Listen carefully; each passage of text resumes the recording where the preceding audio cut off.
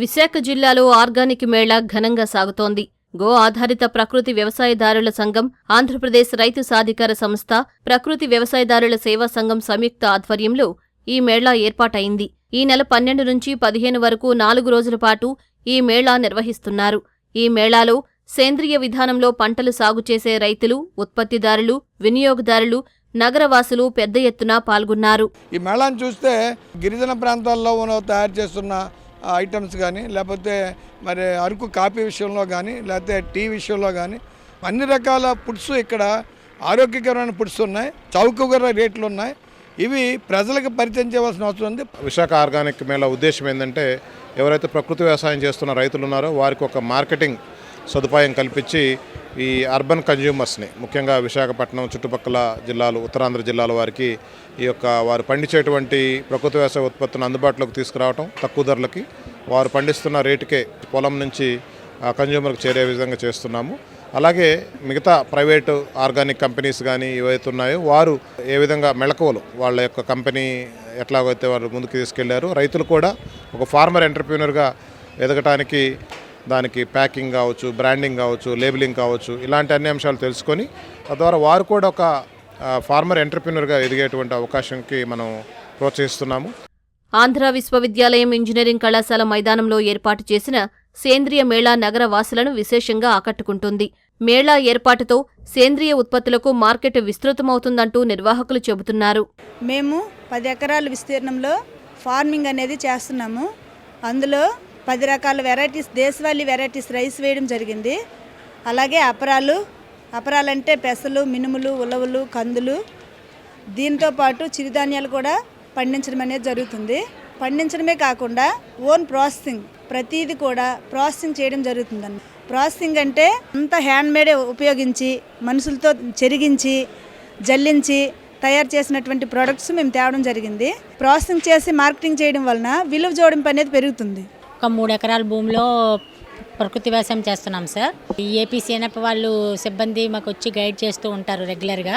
మేము విత్తనము నాటిన దగ్గర నుంచి తర్వాత కోత కోసే వరకు ఏ విధంగా పండించాలి అనేది ఏపీసీఎన్ఎఫ్ వాళ్ళు వచ్చి మాకు గైడ్ చేస్తూ ఉంటారు. తర్వాత మాకు పండిన పంటను కూడా మేము ఏదో ఒక దళారులకు ఇచ్చేసి అమ్మేసి తక్కువ డబ్బులకి అమ్మేసేదానికుండా ఈ రైతు సాధికార సంస్థ వాళ్ళే మాకు మార్కెటింగ్ సదుపాయం కూడా కల్పిస్తున్నారండి. సేంద్రియ విధానంలో పండిస్తున్న దేశీ వరి రకాలు, పప్పు దినుసులు, చిరుధాన్యాలు, ఉప ఉత్పత్తులు, పలు రకాల ఔషధాలు, కషాయాలు, విత్తనాలు, మొక్కలు, కట్టెకానుగ నూనె, ఇలా అన్ని రకాల ఉత్పత్తులను కలిపి దాదాపు 200 పైచిలుకు స్టాళ్లను ఏర్పాటు చేసి ప్రదర్శించారు. నేను ఒక రైతుగా 4 సంవత్సరాలు కానివ్వండి ఈ ఆర్గానిక్ ప్రకృతి వ్యవసాయంలో పనిచేస్తున్నాను. నేను నా ఓల్గా ఇవన్నీ నేను పండిస్తూ నా పక్క రైతులకు మోటివేషన్ చేస్తూ అందరి దగ్గర కలెక్షన్ చేస్తూ నేను ఈ వ్యాపారంలోకి వచ్చానండి. ఈ స్టాల్, ఈ ఆర్గానిక్ మేళాలు ఎక్కడైనా లేదు, కలెక్టర్ ఆఫీస్ దగ్గర స్టాల్ అయినా లేదు, కొన్ని ప్రోడక్ట్ ఎక్కడైనా ఆర్డర్ వచ్చినా నేను ఓన్గా చేసి తయారు చేసి పంపిస్తానండి. మా జిల్లాలో ఆర్గానిక్లో పండించినటువంటి రైసు, ఆర్గానిక్ బెల్లంతో తయారు చేసిన హల్వా, రైసు, అలాగే కూరగాయలు, వెజిటబుల్స్ ఇవన్నీ కూడా ఈ యొక్క మేళాలోని తీసుకొచ్చి స్టాల్ పెట్టడం జరిగిందండి. ప్రకృతి వ్యవసాయం ద్వారా పండించినటువంటి కూరగాయలు, ఆకుకూరల్ని మేము ఇక్కడ పెట్టడం జరుగుతుంది. అలాగే కూరగాయలు, ఆకుకూరలు ఏ విధంగా పండించాలి, ఆ పండించడానికి కావలసినటువంటి ద్రావణాలను, కషాయాలని సొంతంగా తయారు చేసుకొని వాటిని కూడా ఇక్కడ పెట్టడం జరిగిందండి.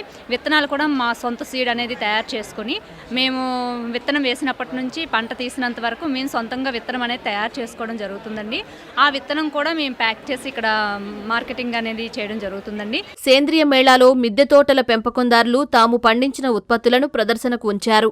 పట్టణ ప్రాంతాల్లో మిద్దె తోటల పెంపకం విస్తరిస్తున్న తరుణంలో సహజ విధానాల్లో ఇంటి వద్దే పంటలు పండించుకునేలా మిద్దె తోటల నిర్వాహకులు సందర్శకులకు అవగాహన కల్పిస్తున్నారు. వైజాగ్ మొత్తం అన్ని ఏరియాస్లో, గాజువాక నుంచి మధురవాడ వరకు 4 జిల్లాలండి. విత్తనాలు పంచుకుంటాము, మొక్కలు, శాప్లింగ్స్ కానీ ఒకరికొకరు ఇచ్చిపుచ్చుకుంటాము. ఎక్కువగా ఇలాంటి మేళాలు, ఆర్గానిక్ మేళాలు జరిగినప్పుడు మేము అందరం కలిసికట్టుగా ఒక చోటకి చేరి ఒకరొకరు ఇచ్చిపుచ్చుకుంటాం, ఒకరి దగ్గర లేని ఇంకొకరు పంచుకుంటూ ఉంటాము.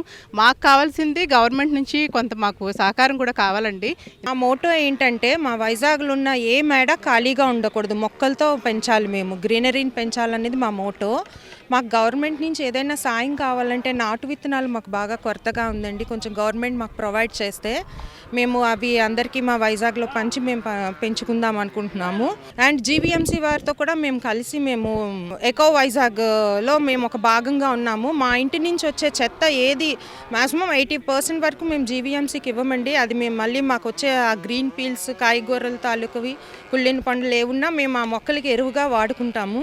నేను కూరగాయలు, పూలు, పళ్ళు అన్నీ కూడా 10 సంవత్సరాల నుంచి టెర్రస్ మీదే పెంచుతున్నాను. పిల్లలకు కూడా మనం ఫస్ట్ నుంచి కూడా కూరగాయలు పెంచడం నుంచి అలవాటు, నీళ్ళు వేసినట్టు ఇవన్నీ వాళ్ళకి చెప్తే వాళ్ళు కూడా తర్వాత బయట కొనడానికి ఇష్టపడరు. వాళ్ళు కూడా ఇంట్లో వాళ్ళకి హెల్ప్ చేస్తూ, ఇంట్లో మగవాళ్ళు కూడా ఇవన్నీ చూసి వాళ్ళు కూడా నేర్చుకుంటున్నారు. ఎందుకంటే ఇంట్లో వండిన కూరగాయల టేస్ట్ బయట వండినవి తేడా ఉంటుంది.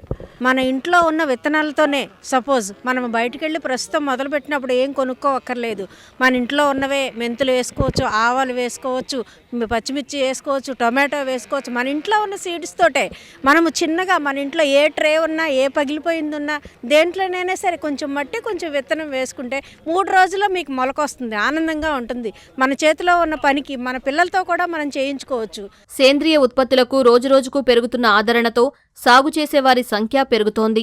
ఇలాంటి తరుణంలో మేళాల ఏర్పాటు తోడ్పాటునందిస్తుందనేది సాగుదారుల అభిప్రాయం.